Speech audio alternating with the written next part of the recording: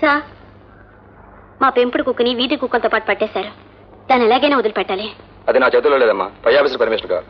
ఆయన ఎక్కడ ఉంటారు? పక్కగదిలో ఉన్నారు. ఏమండి, నువ్వా?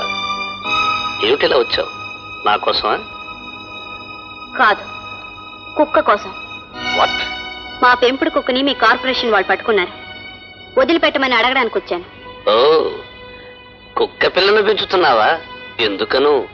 ఎవరూ ఏమీ దోచుకోకుండా ఉండటానికే? అయినా దాచుకోవలసినంత విలువైనవి నీ దగ్గర ఏమున్నాయి కనుక? ఆఫీసర్, నేను కుక్కని వదిలిపెట్టమని అడగడానికి వచ్చాను. మేడం, ఆ కుక్కకు లైసెన్స్ ఉందా? లేదు. చూడండి మేడం, తాళి లేని దాన్ని పెళ్ళామని ఎలా ఒప్పుకోరు, లైసెన్సు లేని దాన్ని పెంపుడు కుక్కని కూడా ఒప్పుకోరు. మరో విషయం, తాళి లేకుండా బజార్ను పడ్డ ఆడదాన్ని, లైసెన్సు లేకుండా రోడ్డు మీదకెక్కిన కుక్కను పనిష్ చేయాలి. ఎందుకో తెలుసా? రెండూ కూడా సొసైటీకి హాని చేస్తాయి కనుక. చూడండి, కొందరు అధములు తాళి కట్టి కూడా ఆడదాని భార్యలా చూడరు. కొందరు ఉత్తములు తాళి కట్టకపోయినా ఆడదాని దేవతలా చూస్తారు.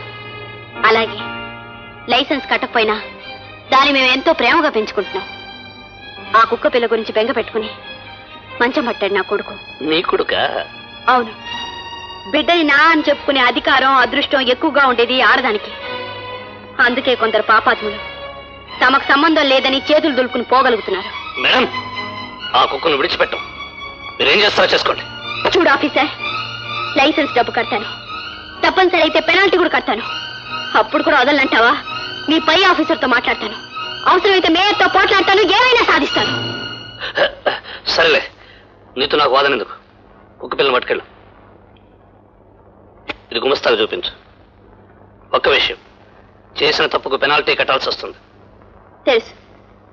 చేసిన పొరపాట్లకి, చేసిన తప్పులకి ప్రతి మనిషి ఎప్పుడో ఒకప్పుడు ఏదో విధంగా పెనాల్టీ కట్టాలి. తప్పదు. కుక్కని ఎందుకు పెంచుతున్నావు అని అడిగావు. చెప్పనా? అది చాలా మంది మనుషుల కంటే గొప్పది కనుక. పొందిన కాస్త ఫలానికి విశ్వాసంగా, ప్రేమగా ఉంటుంది కనుక. ఎలా ఉంది ఈ జోక్?